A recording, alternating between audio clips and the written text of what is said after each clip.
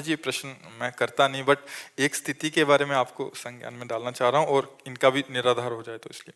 महाराज जी, गुरुजी, मेरा प्रेम निस्वार्थ हो अगर जिससे मैं प्रेम करती हूँ और उसका आकस्मिक मृत्यु हो गई बद्रीनाथ जी में, और मुझे हर जन्म में उसका ही साथ चाहिए, उसके लिए मुझे जो भी मार्ग चलना पड़े मैं वही करूंगी, बस आप मुझे उसके लिए मार्गदर्शन करें। हमारा प्रेम निस्वार्थ था, निस्वार्थ रहेगा, हमेशा यही अनुभूति हुई। उसके प्रेम प्रेम की सृष्टि कौन? सबसे खूबसूरत सृष्टि है।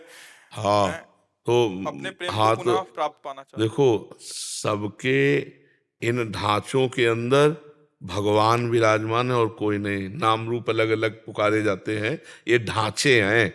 इनमें जो पावर है, जैसे माइक, पंखा, हाइलोजन, एसी और लाखों करण हैं, यंत्र हैं, पर बिजली, बिजली तो एक ही है ना।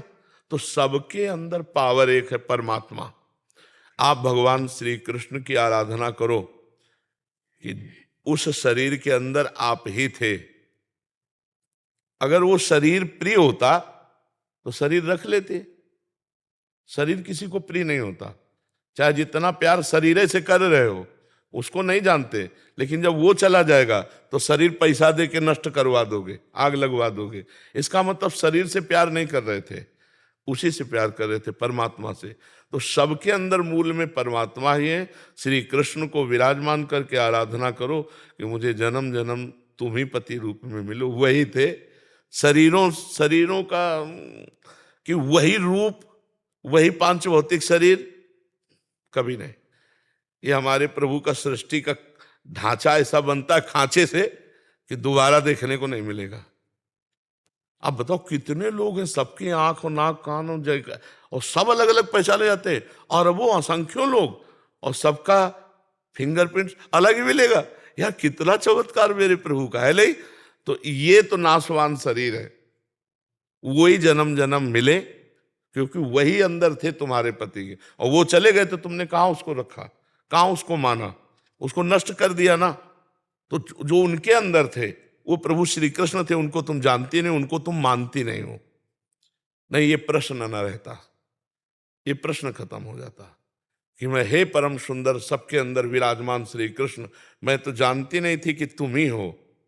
मैं तो उस ढांचे को अपना प्रिय मान रही थी। अब वो समझ में आ गया कि ढांचे के अंदर तुम छुपे थे। आप ढांचे से प्यार नहीं, बाप से प्यार हो। अभी निहाल हो जाओ, अभी मंगल हो जाएगा, और जन्म जन्म के लिए उन्हीं को प्राप्त हो जाओगी, उन्हीं के धाम जाओगी। पर तुम्हें अगर ऐसी आकांक्षा हो कि वो पांच भौतिक ढांचा दोबारा ले, असंभव। ये माया का खेल है, एक अर्थ में गिरा दिया तो दोबारा खाक में मिलने के बाद वो रूप नहीं मिलेगा, वो फिंगरप्रिंट नहीं मिलेगा। और वो जीवात्मा जो परमात्मा स्वरूप है, वो मिल भी जाए तो तुम्हें किसी भी तरह से प्यार नहीं करेगा। ये केवल ढांचे ढांचे का होता है प्यार। जैसे माता पिता हमारे मर गए, अब वो कहीं ना कहीं तो लीला में है भगवान की, उनको हमारी स्मृति नहीं, केवल स्मृति। जैसे पूर्व जन्म में अपने लोग तो आए ही हैं, हमारा तो जन्म कोई पहली बार थोड़ी हुआ है। पूर्व में जैसे छोटा बच्चा है, तो आप माँ जब दुग्ध लगाती है तो पीने लगता है ना, किसने सिखाया? पूर्व का अभ्यास है, ऐसे करो, वो रोने लगेगा। मतलब ये ज्ञान पूर्व का है ना उसको। तो हम लोग पूर्व जन्म से चले आ रहे। अब हमारे पूर्व जन्म के लोग अगर परिवार के मिले भी कहीं, तो हम पहचानते हैं क्या? ना वो हमें पहचानते हैं, ना हम उनको पहचानते हैं। ये मायाकृत मोह छोड़ो, ना तुम स्त्री हो ना वो पुरुष, तुम दोनों के अंदर परमात्मा विराजमान हो। परमात्मा की आराधना करो और उसी को प्राप्त हो जाओ, तो उसी को प्राप्त हो जाओगी जिसको प्राप्त करना चाहती हो। अपने प्रेम का नाम जप कर सकते हैं। मोहांधकार है, भगवान का नाम जप करो। प्रेम तो भगवान ही से ही करती थी, शरीर से करती होती तो रख लेती ना। हम बार बार तो कह रहे, आपने जाना उस शरीर के अंदर कौन था? परमात्मा ही। तो मान लो ना, फिर क्या है? इन नासवान शरीरों की क्या आकांक्षा करती हो? सच्चिदानंद जो सबके हृदय में विराजमान, वही कृष्ण, वही राम, वही विविध रूप धारण करता। प्यार करो तो इनसे करो, इनकी बन के रहो, जीवन कृतार्थ हो जाएगा। हमारी सलाह, हम तुमको अब ये तो ऐसे कहते हाथ में गुदवा लिया, बोले 7 जन्म का बंधन। 7 जन्म? अगले 5 मिनट में तुम्हारी धज्जियां उड़ के तुम कहां पहुंच जाओगे, तुम्हें पता नहीं। काल तुम्हारे अधीन नहीं, तुम काल के अधीन हो। ये सब लौकिक वासनाओं की खेल है, शरीरों में आसक्ति होने के कारण। नहीं, एक परमात्मा के सिवा दूसरा कोई नहीं। हमारी बात समझ लो। आप सरल हृदय हैं, आप पवित्र हृदय हैं, इसलिए आपका प्रेम जिसे कह रहे हैं वो खास बात मोह में है। और मोह से प्रेम में आ जाएगा तो फिर आप जिधर देखोगे उधर आनंद सिंधु भगवान ही नजर आएंगे। हमें तो यही लगता है कि अपना प्यारा वही है, और सब कोई उन्हीं से प्यार करता है यार, सब कोई। अगर आपका पुत्र पधार जाए, मान लो पुत्र के अंदर का परमात्मा चला जाए, तो रख लो आप 10-5 दिन। आप पैसा दे के कहोगे कि अब ले जाओ, वो चला गया। कौन? जिसको जानते नहीं हो, और जिसको जानते हो तुम्हारे आगे पड़ा है। आप समझो, अनजाने में तो परमात्मा से प्यार सच्ची मानो। ये जैसे शरीर चल रहा है ना, तो इसमें नाम रूप लेकर लगता है मैं, वो जो मैं अंदर है वो पावर है, पावर। और हम देखो उस पावर के अंश हैं जो सबसे बड़ा है। तो हम सबके अंदर एक बात रहती कि मैं सबसे बड़ा बन जाऊं, नहीं रहती।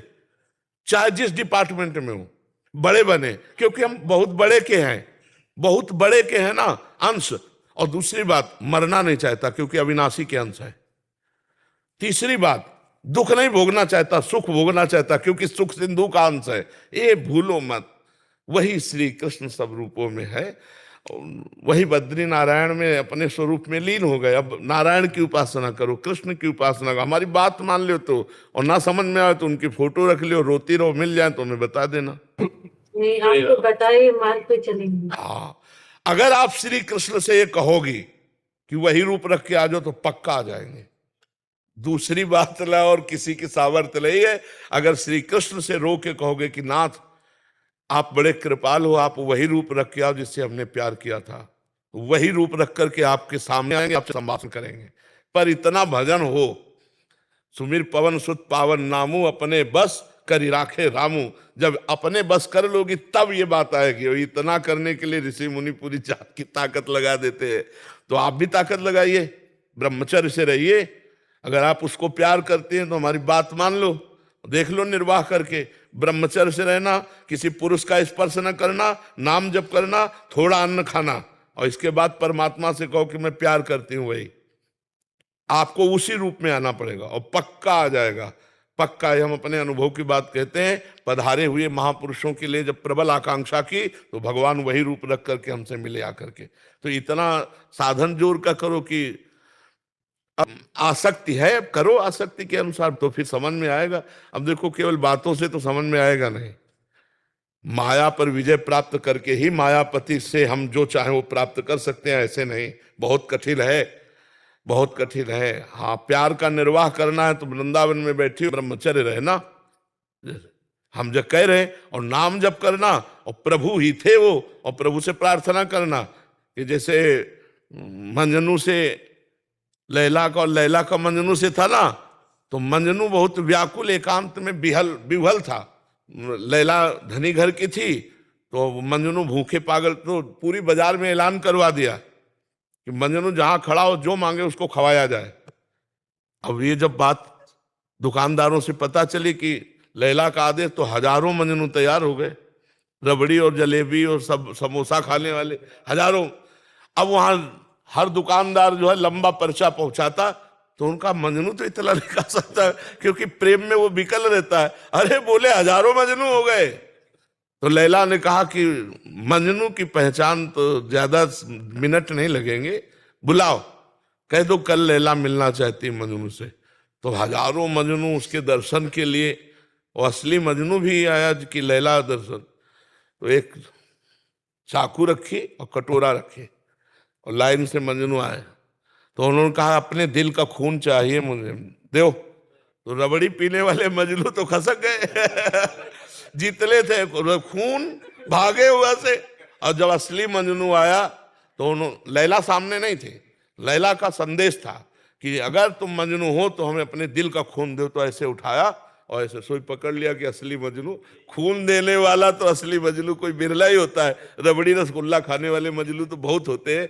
परमात्मा के प्रति जो हमारा प्यार है, वो प्यार जो रूप कहोगे वो रख के आ जाएंगे।